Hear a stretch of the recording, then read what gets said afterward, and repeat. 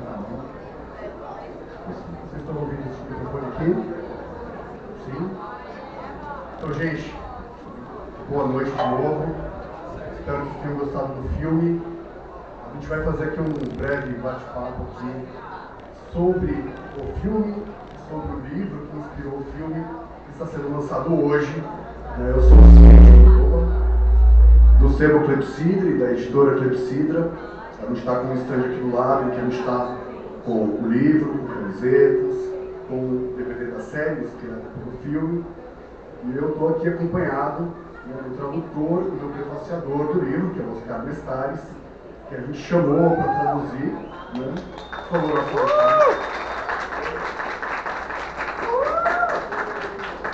não foi à toa que a gente convidou o Oscar, O Oscar ele já tem uma tradução, uma produção autoral que mistura horror, uma pitada de erotismo também, para cobrir essa verve desse erotismo sombrio, do Langer, do Fome de Ver. Ninguém, eu acho, que estaria ali mais apto do que. Então foi muito bom poder trazê-lo. A gente tem também o Carlos Primati, que é, sem dúvida. Eu sempre falo isso há anos. Eu não digo que ele é um dos maiores pesquisadores de horror do Brasil, mas sim do mundo. E eu não falo isso para agradar nem nada. Quem conhece o trabalho dele certamente vai concordar comigo. Basicamente, a gente fez essa equipe. Nós temos também mais duas pessoas.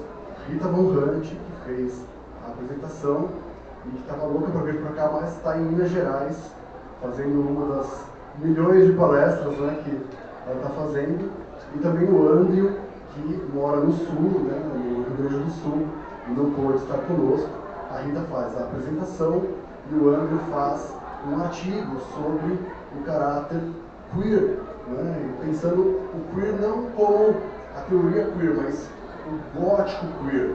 É um pouquinho diferente, a gente pode até comentar sobre isso depois. Mas basicamente, eu gostaria de fazer uma pequena contextualização antes de pedir para cada um deles comentar um pouquinho do que eles trouxeram para o livro e depois a gente pode abrir para perguntas, se vocês quiserem comentar alguma coisa, perguntar alguma coisa.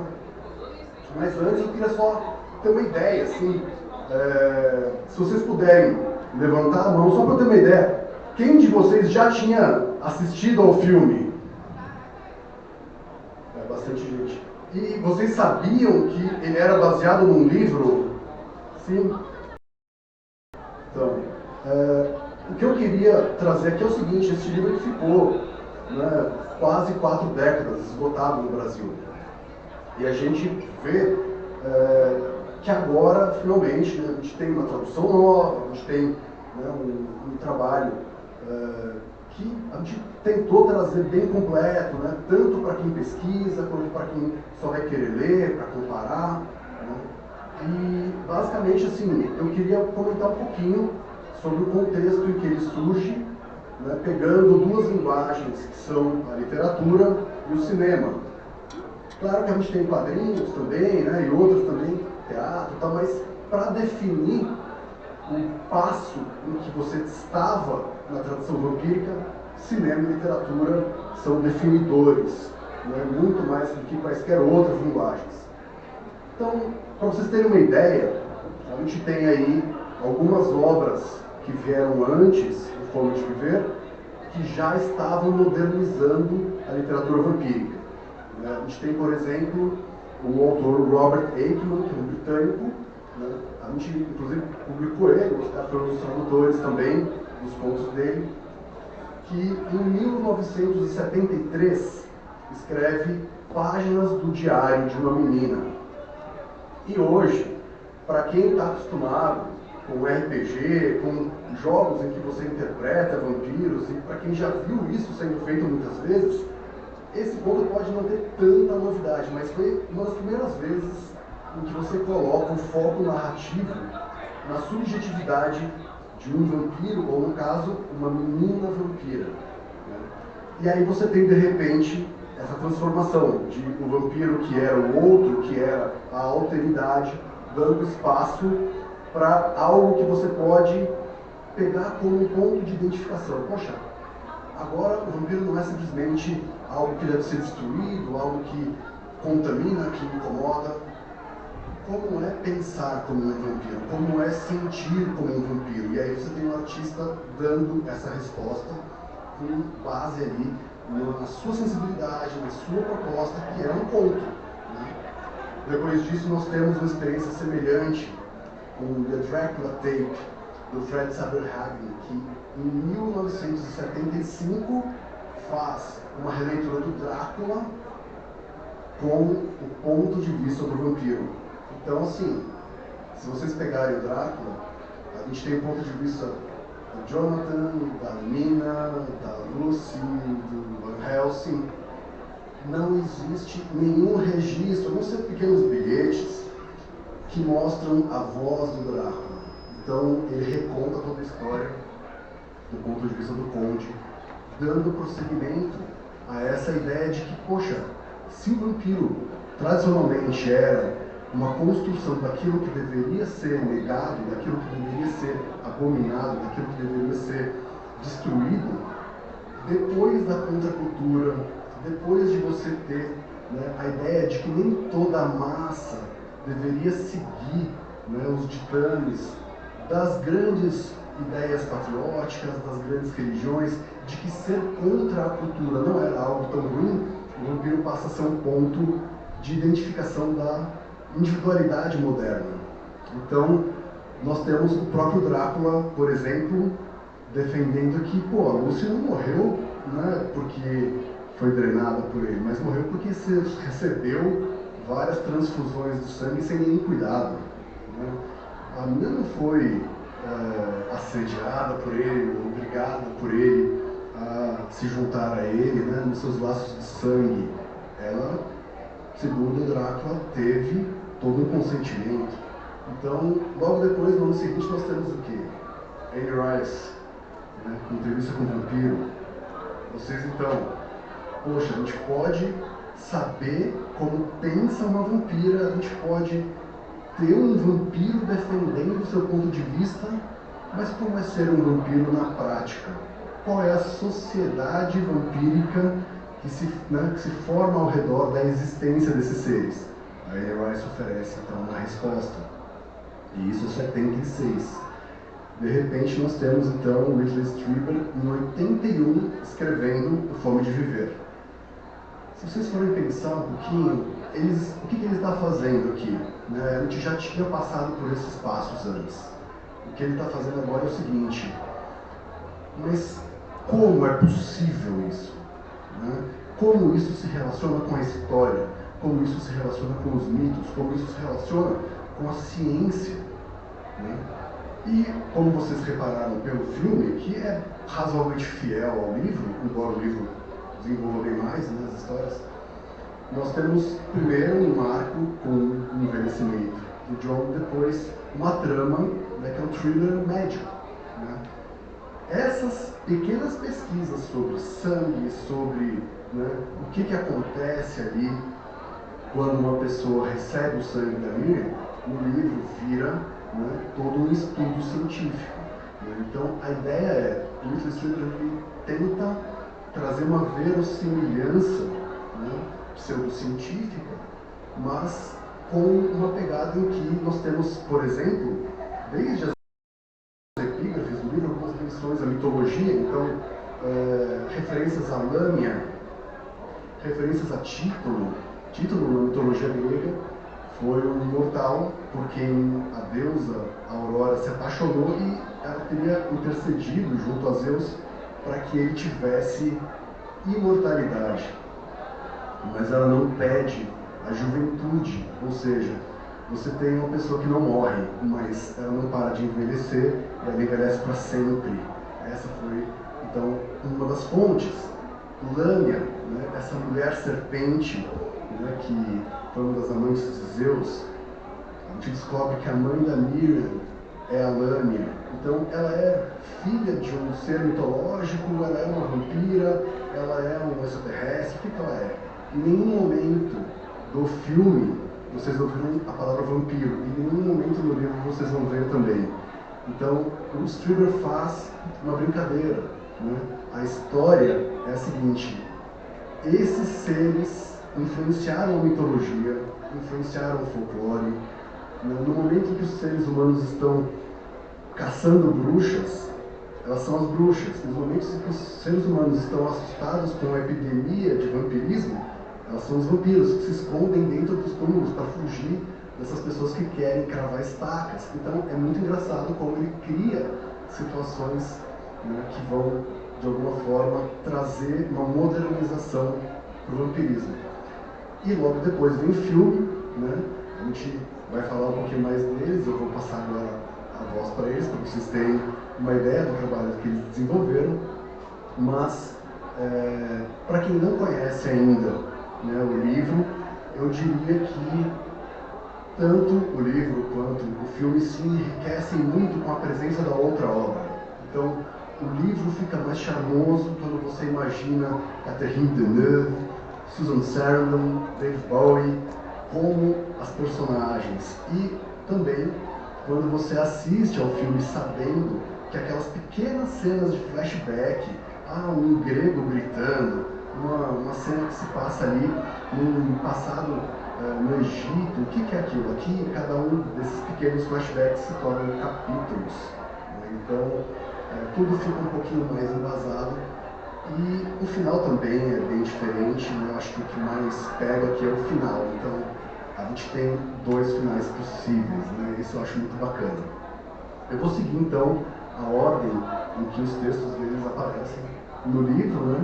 O prefácio foi escrito pelo Oscar, e eu gostaria, então, de convidá-lo a comentar um pouquinho sobre o que ele descobriu no processo de tradução, no processo de pesquisa com o prefácio, para apresentar um pouquinho para vocês essa visão dele sobre Fome de Viver.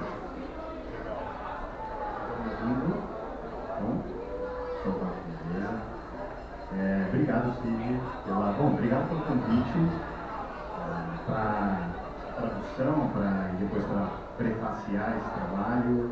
Prazer estar aqui contigo, Foi um prazer estar no Madame falando sobre esse livro. A gente comentou que é um sonho realizado, talvez um pesadelo realizado.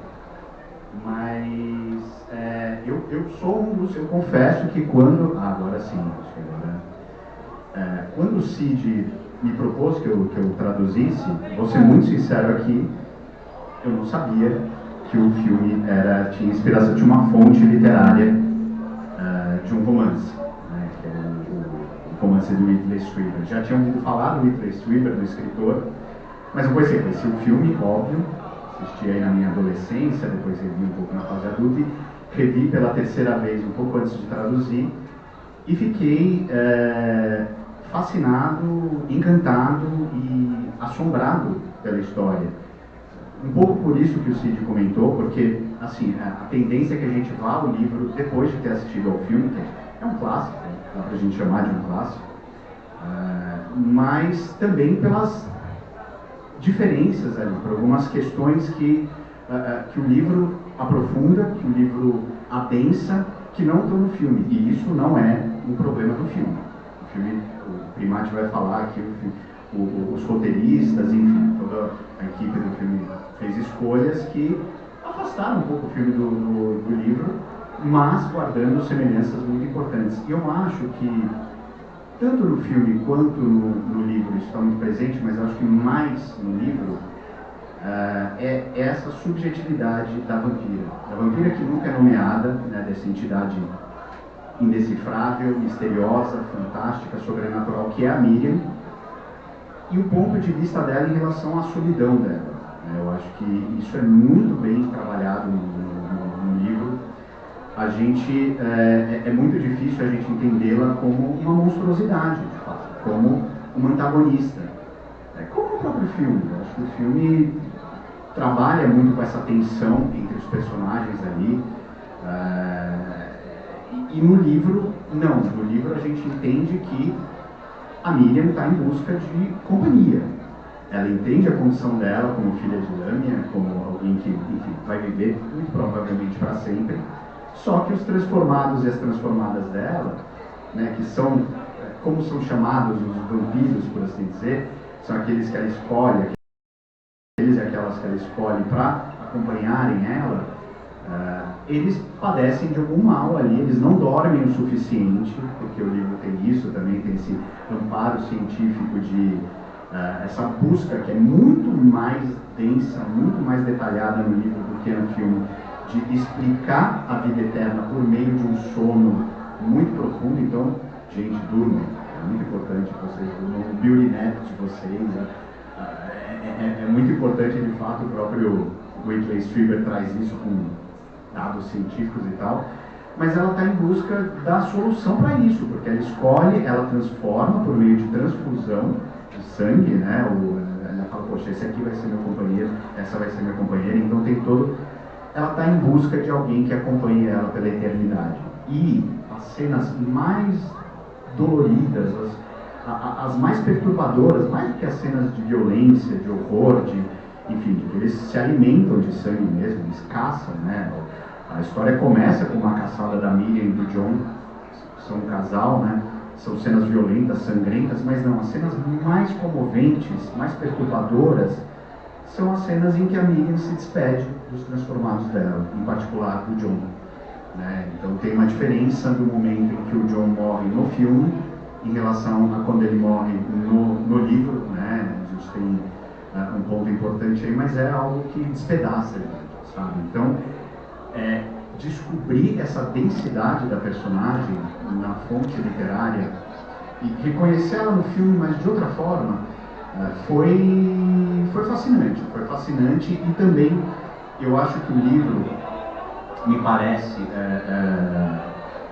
ele dialoga tanto com a tradição da literatura vampírica quanto um possível futuro do vampirismo, né, na literatura, por meio das duas personagens, por meio da Miriam e da Sarah, porque a Miriam, como sendo uma filha de Lânia, filha do mistério, esse inexplicável, e a Sarah, essa médica por si própria, enfim, toda ela ciência, super pragmática, talentosíssima, pesquisando relações entre sono e eternidade e envelhecimento. A gente está falando disso tudo que o Cid comentou, quer dizer, de uma tradição enorme que vem de muito antes de Drácula, de muito antes de Carmilla, de muito antes de Vampiro, do Polidori, enfim, de viver para sempre. A Miriam acena para isso e a Sarah traz uma possibilidade do futuro, quer dizer, da própria ficção científica. Eu acho essa costura que o Whitley Strieber faz entre horror e ficção científica, quer dizer, de procurar, e aí vocês vão ler o livro, é bastante densa essa parte, né, de hematologia, do laboratório e tal. Não acho que seja não foi um problema para mim, eu gosto de ler isso, eu gosto de ler esse pessoal se debruçando para entender como que esse sono regenera tanto. Mas é isso, são duas personagens que acenam para antes, para o que veio antes e do que pode vir depois. Então é um livro que se insere muito bem nesse momento que ele foi escrito. Quer dizer, é um livro que é muito consciente do passado, né, dessa tradição vampírica e dos possíveis caminhos para o futuro. Claro que é interessante a gente saber que o Whitley Strieber é um cara que, alguns anos depois, foi muito para a ficção científica, inclusive ele, biograficamente, assim, ele é um fato, né, ele diz que foi abduzido, né, que ele passou por uma abdução de alienígenas. Há um filme sobre isso, eu não me lembro do nome do filme agora, mas é um filme do Christopher Walken, enfim, tratando disso. Ele abraça mesmo a ficção científica a partir de um certo ponto, mas é legal a gente entender esse livro ali no comecinho dos anos 80 como a figura de Janus, né, que é aquela figura da mitologia que tem um rosto para trás, um rosto para o futuro, olhando para trás para toda essa tradição que está ali na personagem da Miriam e para a possibilidade do futuro de a própria Miriam encontrar na Sarah soluções científicas para ela se cercar de vampiros, por assim dizer. E é legal também que no livro, mais do que no filme, a gente tem isso nos espaços. É a casa da Miriam, que é quase como um castelo gótico, sobrenatural, fantástico, no meio de Nova York. Estranhos Visitantes, obrigado, Primati. O filme se chama Estranhos Visitantes, protagonizado pelo Christopher Walken, que interpreta o próprio Whitley Strieber, ele se chama Whitley Strieber, contando a história de como ele foi abduzido. É um filme de 90 e poucos, 89. Então não foi tão depois do Fome de Viver que ele foi para esse caminho. E, enfim, sobre os espaços. Então, a casa da Miriam, esse lugar, é o espaço dela, é o espaço, né, do inexplicável, do mistério vampírico, e o laboratório de Riverside, que é onde a Sarah trabalha, que é esse espaço científico, esse espaço onde eles decodificam esse mistério. Né? Então, esse choque, esse contraste entre o inexplicável e o perfeitamente explicável, eu acho que ele é muito bem trabalhado no livro, e é um ponto importante que se distancia um pouquinho, embora as cenas dos laboratórios aqui, principalmente dos macacos, eu acho incríveis, né? Os macacos também estão muito presentes no livro. Enfim, queria agradecer a oportunidade de conhecer essa fonte literária de um clássico e entender o valor, entender enfim, a dimensão dessa fonte literária para além desse clássico, quer dizer, não foi um filme que melhorou o livro, não.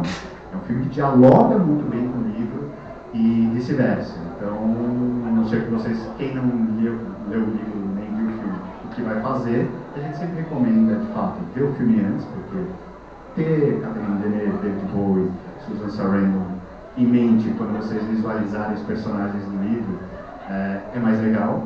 Mas não importa o que vocês façam, leiam o livro antes, vejam o filme depois, que vocês vão ver um diálogo muito interessante de como, enfim, uma adaptação audiovisual trabalhou todos esses elementos que estão muito presentes dentro do livro. Acho que é isso que eu queria comentar por agora.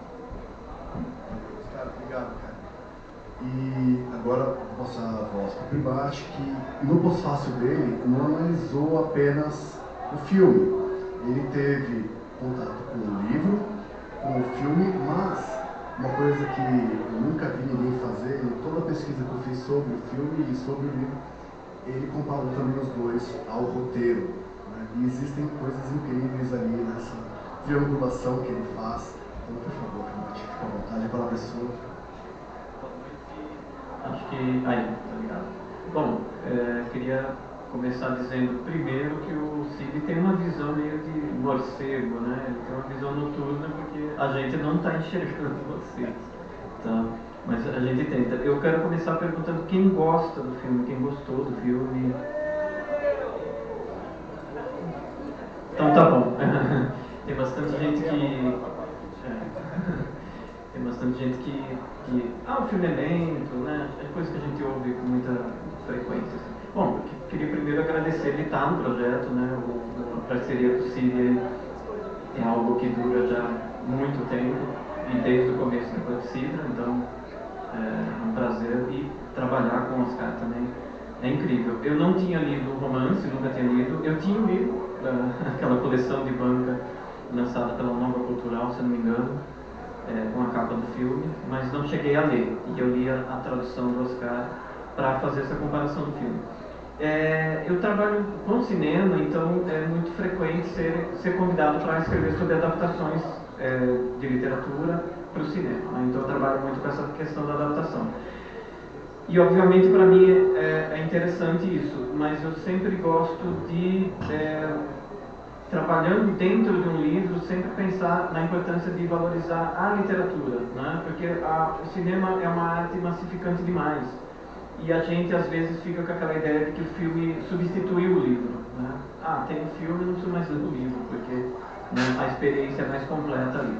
Mas no caso específico do Fome de Viver, acho que nós três concordamos aqui, o livro e o filme, eles estão muito intimamente ligados por uma questão de produção, que tem uma pequena cronologia ali, né, a partir de 1980, o Whitley Strieber tem um livro anterior chamado Wolfen, que eu acredito que não foi traduzido no Brasil, mas tem um baita de um filme baseado nesse livro, chamado Terror em Nova York, ou Lobos, ele foi lançado com 2 nomes, que o Strieber fez com o lobisomem a mesma coisa que ele fez com vampiros depois.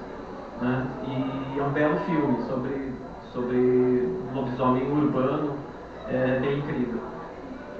Então ele lança esse livro, é transformado em filme, e ali entre 1980 e 81 ele escreve o romance, e antes do livro ser lançado ele já é negociado para a adaptação cinematográfica. Então, enquanto o livro ainda estava começando a circular, já tinha roteirista trabalhando numa primeira versão do roteiro. Isso que o Cid mencionou, que é interessante para nós, como pesquisadores, e a gente espera que para vocês seja fascinante também, é porque o roteiro que a gente teve acesso, que é de 1981, ele é muito diferente do filme. Então a gente vê o processo de filtrar o que havia de cinematográfico no livro, digamos assim, né, no romance, transformar aquilo num roteiro bastante completo, bastante detalhado, e o quanto o filme muda. E eu vejo assim, eu acho o roteiro, sinceramente, bem ruinzinho. Ele é do tipo de ter castelos escuros e trovão, né? Uma coisa que apela muito para um clichê gótico e não para esse espetáculo moderno e oitentista que a gente viu aí.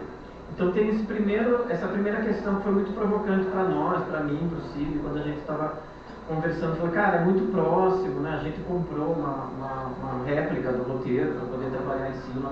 Então a gente tem o romance, um roteiro inicial, que foi muito transformado depois, e então não é ler o roteiro e ver o filme é a mesma coisa, não, é bem diferente. E aí basicamente o que eu queria falar, bom, vocês já viram o filme, imagino que quem está aqui no debate esteve antes aqui vendo o filme, então a experiência de ler o livro é exatamente o que eles escreveram, né? Não vai atrapalhar nem um pouco colocar a cara do Bowie, da Deneuve e da Susan Sarandon nessas personagens, porque são todas encantadoras, incríveis. É o grande trunfo do filme, certamente, né? Esse trio. É interessante, quando a gente vai falar de cinema, sempre acaba caindo nesse tipo de questão. O filme foi um grande fracasso, ele não se pagou, ele não deu certo, e para mim isso demonstra muito claramente como que o cinema vampírico se conduziu no resto da década, principalmente nos Estados Unidos, né? Ele é um filme americano, né? Produção britânica, americana, filmado parte em Londres, fingindo de Nova York, e todas essas questões, mas é um filme voltado para o mercado americano. E conforme vocês tenham a intimidade com o cinema vampírico dos anos 80, provavelmente vão lembrar de filmes mais leves, como A Hora do Espanto, Os Garotos Perdidos, né? Tantos outros filmes de lobisomem que são escapismos, né? São filmes divertidos pra caramba, mas longe digamos assim, da proposta adulta que é o Fome de Viver. Até eu estava brincando com eles, né? Vou subir lá e falar que o filme não é gótico, né? Porque ele ficou marcado por essa presença do Bauhaus, que é absolutamente icônica, mas o que a gente tem ali da subcultura gótica urbana é só o prólogo de 6 minutos, a banda no palco. Eu amo essa abertura, como todo mundo, né? Porque eu vejo o Peter Murphy ali vampirizando o Bowie, né? O Peter Murphy era apelidado, a crítica dizia, ele é mais Bowie do que o Bowie, né? E aí de repente você tem o timbre do Peter Murphy no palco e o Bowie entra na boate. Você fala, pô, já temos um vampirismo aí, cultural, artístico, de personalidade, etc. Mas depois o filme abandona completamente, não existe mais referência a isso. Então pode até ser um fator de frustração de que, cara, eu assisti um filme gótico urbano dos anos 80, não. E aí a própria questão da antiguidade da Miriam, ela é refletida em toda a estética do filme, porque ela mora numa casa que é quase um museu, né? Repleto de obras de arte ali de tempos imemoriais, né? E encanta a própria Sarah, que encontra uma estátua ali que a gente entende. É engraçado porque ela fala, é muito parecido com você, não é, né? Não parece a Catherine Deneuve de jeito nenhum. Mas ela fala, parece muito com você. Talvez ela esteja até em transe ali, hipnotizada pela beleza da vampira. Então tem todo esse cuidado estético do filme de trazer essa antiguidade da mídia para o cenário, né? E a trilha sonora, né? Trabalhando ali essencialmente com música erudita, música clássica ali, e quase nada de rock, né? Que seria o que tornaria ele tão urbano ou ali, né, aproveitando aquele cenário, né, que a gente estaria mais acostumado quando a gente vai falar do gótico urbano. Mas, e outra coisa que eu gosto muito, eu posso falar mais do filme porque não tem spoilers, né? Mas quanto ao livro, eu acho que sensato a gente guardar alguns segredos para vocês, não ficar contando, olha, acontece isso, isso e aquilo no livro. Mas o que eu acho incrível no livro o cinema, na hora de fazer a adaptação, ele tem um compromisso de traduzir aquilo em outra linguagem, né? Então, tem gente que é muito apaixonada por um livro e fala, mas o livro é muito mais complexo. Claro, porque você tem páginas e páginas que você só pode preencher com palavras, né? E através disso desenvolver toda a complexidade do personagem. No cinema você tem que comunicar isso com figurino, com um diálogo muito rápido, com uma atitude, com um comportamento, com uma linguagem corporal que o livro não vai ter a preocupação de desenvolver ou vai usar outra linguagem para fazer isso. Então, por exemplo, tem uma parte muito longa no livro que é a discussão do risco que os pesquisadores têm de perder o financiamento da pesquisa. No filme isso é resolvido tão rápido que eles estão até andando por um corredor, falando assim, a pesquisa está dando errado, a gente pode não conseguir o financiamento. Não, deixa que eu resolvo isso. Né? E no livro, bem no começo, um dos primeiros capítulos, eles têm uma longa discussão do quanto aquilo pode prejudicar. Né? E depois, muito rapidamente, vocês que viram agora, no finalzinho a Miriam dá o guia de sobrevivência do vampiro. Você tem que se alimentar a cada dentro de não sei quantas horas e não sei o que, né? Ela decora aí que é assim que você vai sobreviver. Né? E no livro isso é tratado, não sei se eu estou sendo correto assim, mas é quase que uma maldição, né? Uma rotina que também, você vai ser eterno, mas assim, você tem que cumprir isso. Né? Mas o que eu acho mais interessante é que o filme aproveita muito bem, e o livro obviamente leva mais tempo para fazer isso e faz digamos assim, de uma maneira mais blindada, mais complexa, que ele trabalha basicamente com 3 casais. Né? A gente tem a Miriam e o John, e a Miriam totalmente dominadora, porque ela é a vampira de 2000 anos, aí, sei lá, vampira milenar. E o John é apenas um cara de uns 150, 200 anos. Né? Então tem a mulher dominadora e o homem envelhecendo, como o John, né, já começa o filme não funcionando mais. Né? Acho que o filme às vezes é um pouquinho confuso. Eu não conseguiria entender o filme assistindo uma única vez, então quem gostou mais ou menos recomendo revejam, porque ele só cresce. Né? Mas o John, ele começa muito rapidamente a envelhecer. Né? Então a gente já é apresentado por esse drama desse casal de amantes, em que um dos amantes está falhando aí nesse processo de ser eterno. Aí a gente tem a Sarah e o Tom, né? Tom Haver, né? Que dá um pequeno spoiler, ele é bem mais tóxico no livro, ele é bem mais presente. No filme ele é quase imperceptível, né? É o Cliff Young, ele é quase simpático, né? Ele é meio macho ferido naquela conversa no restaurante, né? Mas ele não tem muita presença. Mas no livro ele está muito mais presente. Então ele tem esse segundo casal em que existe uma disputa por poder e a Sarah tem essa ascensão, né, que acontece no filme, né? Ela acaba sendo a imortal ali, a vampira a sobreviver no final. Então ela também sobrevive. E o terceiro casal, que eu acho que é o toque de graça do filme e do livro, são os macacos, né?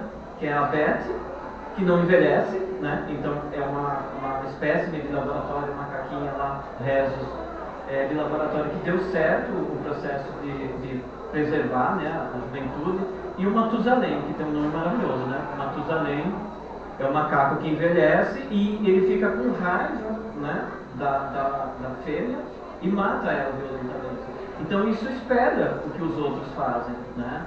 O Tom quer matar a Sarah no sentido de cortar o poder dela, que ela está ascendendo através do sucesso das pesquisas dela. E o John, literalmente, né? Não sei se você se deu para perceber, porque tem muita coisa rápida, né, no filme. Mas o John lidera lá os cadáveres, né? Que nunca morrem naquela vingança final. E a gente tem um momento bem breve que você consegue contar. 1, 2, 3, 4, 5, 6, 7. Né? São 7 amantes eternos da Miriam que se reúnem ali para se vingar, né? Então eu vejo muito essa disputa de sexos mesmo, né? Do homem, o macho ali meio recalcado com a beleza eterna feminina. E, obviamente, o personagem, que inclusive é bem mais desenvolvido no livro, acho que a gente até torce mais por ele, é o John. Né? O John ele é meio silencioso no filme, porque ele morre muito rápido.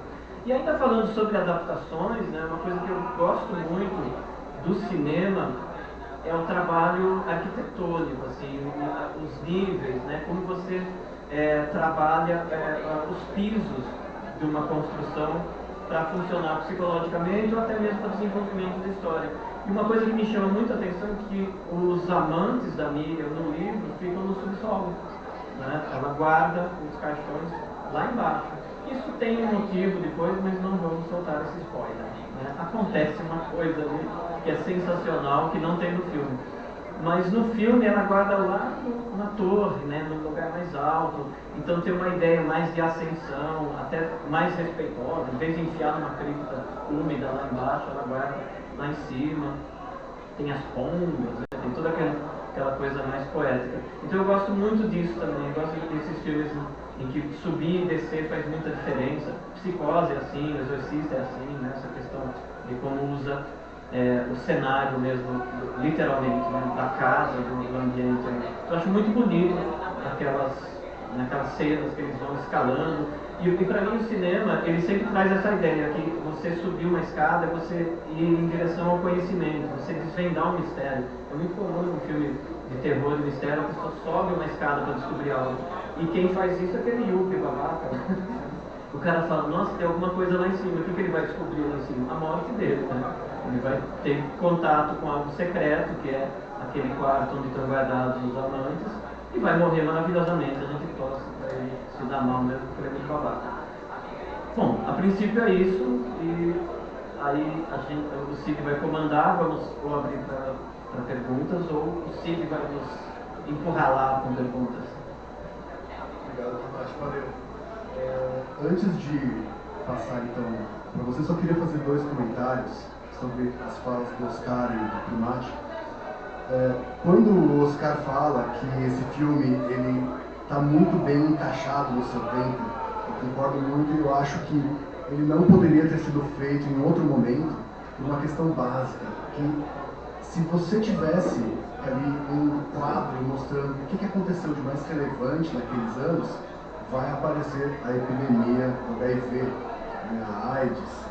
E para quem viveu aquela época, a gente sabe que assim, não tem como você falar de sangue, não tem como você falar de contaminação, não tem como você falar de sexo naquela época sem falar de AIDS.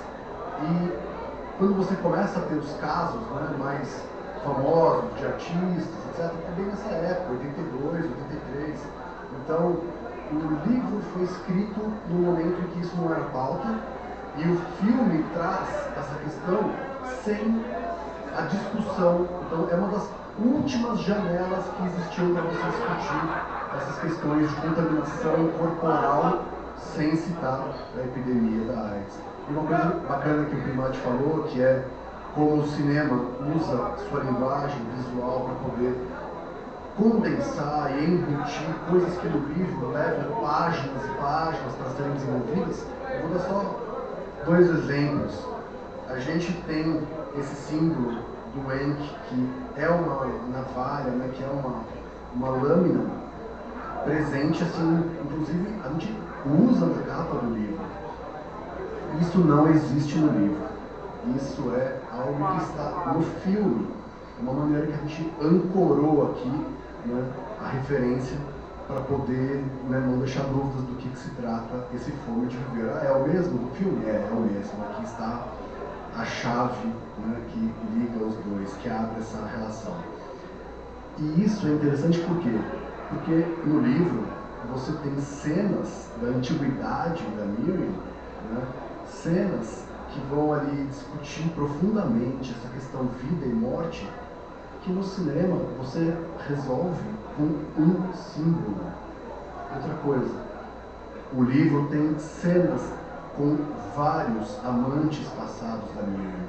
Você conhece a história, você sabe como o pai dela morreu, você sabe como as irmãs dela morreram, como que um amante grego morreu, como que outro amante morreu. No filme, você não tem essa dor, desse luto serial dela. Ela é uma viúva serial. E você tem o que então, visualmente? O véu, tudo acontecendo, ela está na livraria, ela está não sei onde, ela está com um véu. Né? Então, é como a coisa é transformada em imagem, né? De uma forma muito concisa, muito sucinta. Né?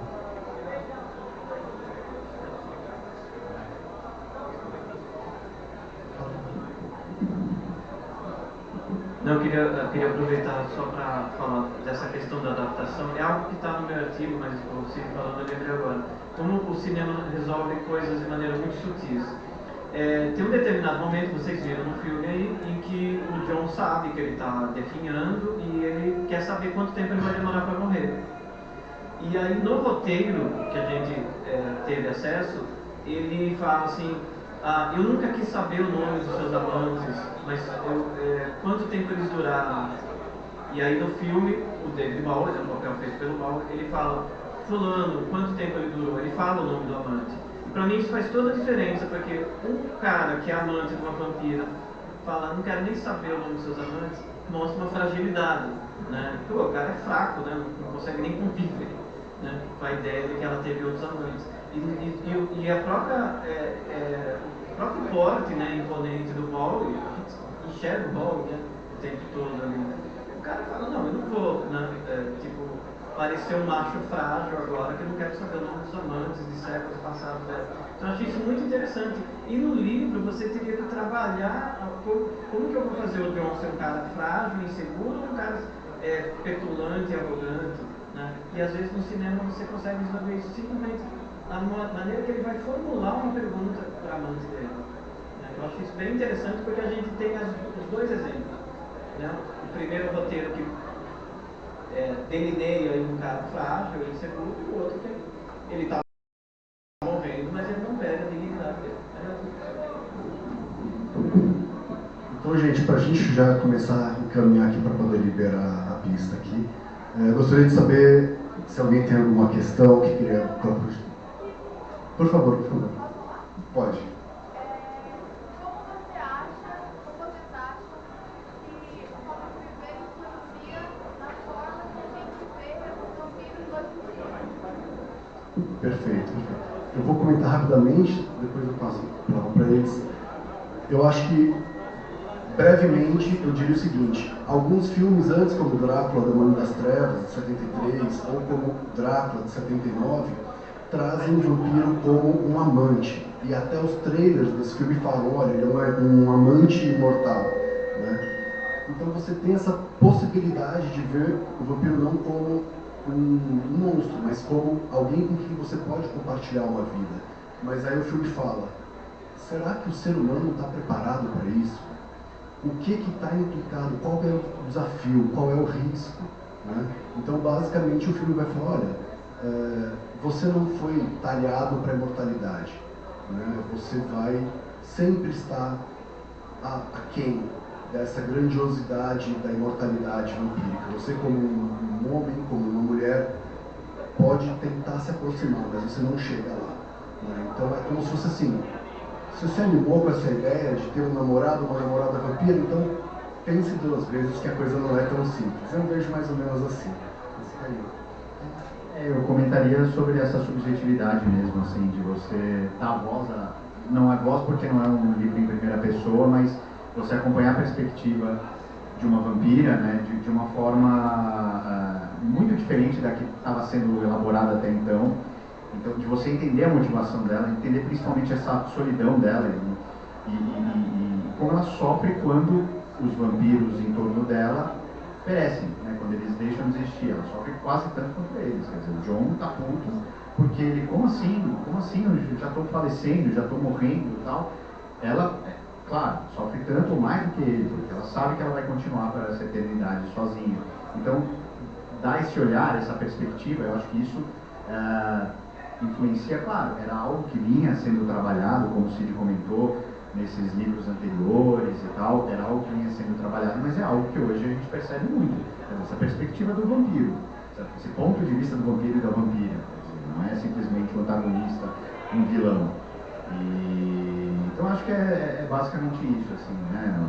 Enfim, além de o filme influenciar esteticamente demais, assim, né? Essa coisa de uma boate escura, esfumaçada, tocando Bauhaus e tal. Acho que aí, falando do filme especificamente, hoje é difícil a gente pensar em vampiros sem pensar um pouco nisso, sabe? O filme marcou demais isso. Eu acho essa pergunta bem complicada, porque, assim, de literatura eu não consigo falar, né? O que veio a seguir, que possa ter sido influenciado pelo Strieber e tal, mas aí já é uma coisa muito contemporânea, imagino eu. Mas no cinema eu vejo de uma maneira um pouquinho diferente. Eu não sei se vai ter pergunta assim, então já quero me antecipar, mas o Cid tocou num termo que para mim é bastante importante, da questão da contracultura, né? A gente vai olhar para o cinema vampírico, digamos assim, queer ou, né, lésbico ou alguma coisa assim, de uma maneira mais incisiva e eu acho bem interessante ali no finalzinho do movimento hippie mesmo, né? Então tem filme de 1970 como Escravas do Desejo, que é um filme belga, que é uma vampira lésbica. No ano seguinte tem um filme americano que eu gosto bastante chamado The Velvet Vampire, ou O Doce Vampiro, que é claramente inspirado no Carnival, de certa maneira, mas é claramente ali um rescaldo do movimento hippie, porque é uma mulher livre que vive no deserto e convida um casal recém-casado, né, marido e mulher, para viver com ela, e ela seduz os dois. Então eles vivem ali o amor livre, né, proclamado pelos hippies e assim por diante. E depois, obviamente, tem o Rock Horror Picture Show, de 1975, que é o símbolo máximo dessa liberação sexual, dessa celebração do amor livre, da bissexualidade, da homossexualidade, seja lá o que estiver disponível ali, né? E eu estou fazendo esse pequeno prefácio, digamos, porque eu não consigo olhar para o cinema, principalmente o cinema dos anos 80 norte-americano, sem enxergar muito traço de moralidade naquela produção, que a gente não vê nesse filme, né? Esse filme é uma tentativa de fazer, como eu falei, um vampiro super adulto, né? Não é um filme muito fácil para você consumir sendo adolescente, né? Porque vai lidar ali, né? Esses atores eram considerados velhos na época. Catherine Deneuve tinha 40 anos. Na época você ficava assim, nossa, ela é quarentona e é bonita ainda, né? Ela tinha esse etarismo muito forte, principalmente nas atrizes, nas mulheres. Acho que continua tendo. O Bowie e a Susan Sarandon tinham 36 anos, idosos, né? O padrão dos anos 80. Então ele é um filme adulto nesse sentido. E como eu falei, ele fracassou, né? Mas eu queria mencionar rapidamente, e tentando fazer uma leitura a jato desse filme, porque a gente não tem tempo, que é os dois que eu falei. A Hora do Espanto, talvez vocês conheçam, o rapaz que muda para casa dele, um cara bonitão, que é o Chris Sarandon, por coincidência que foi marido da Susan Sarandon, por isso que ela tem esse sobrenome, que é um cara todo bonitão, que tem um companheiro, que a gente meio que fala, cara, eles têm um relacionamento homossexual, já é uma coisa ali que causa uma certa estranheza nesse menino, e ele, qual que é o segredo dele? Ele é um vampiro. Eu vejo esse filme com um pensamento, né, moralista do governo Reagan dos anos 80, como um filme sobre xenofobia, né? Então volta muito para aquela tradição. O estranho é o monstruoso, o vizinho que se mudou aqui é o monstro, né? Temos que combatê-lo. Ele tem uma liberdade sexual, né, muito perigosa, ele tem que ser combatido. Ele rouba a namorada virgem do menino e transforma ela numa devassa. Então isso já está um pouquinho, digamos assim, contaminado pelo conceito da AIDS, né? Filme de 1985. E um outro filme que eu adoro esses dois filmes, tá? Deixar bem claro, eu me divirto muito com eles, e são comédias e vampiros, essencialmente. Mas do jeito que transforma, tá vendo? O libertino é perigoso, ele é um monstro, a gente não vê nos filmes que eu falei anteriormente, né? Principalmente no Velvet Vampire e principalmente no Rock Horror Picture Show, que é uma liberação para todo mundo.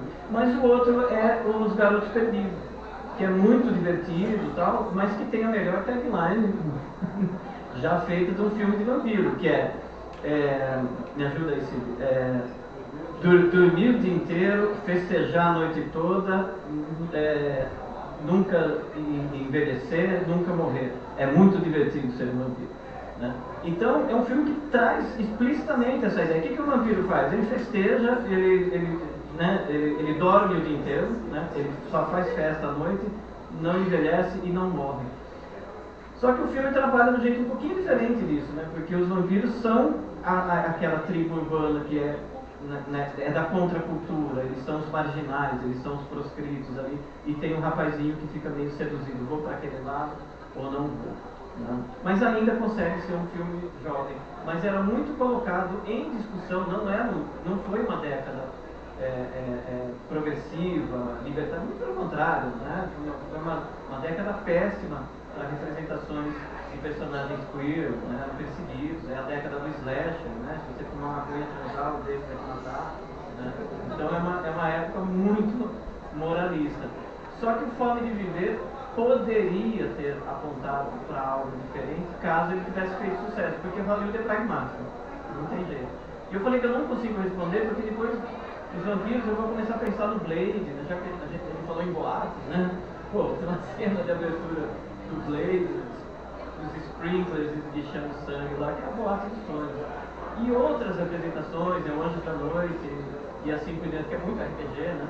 O Anjo da Noite. Tem passagens no Fome de Viver no livro que pra mim é o Anjo da Noite. Os superpoderes da vampira, que a gente não vai comentar.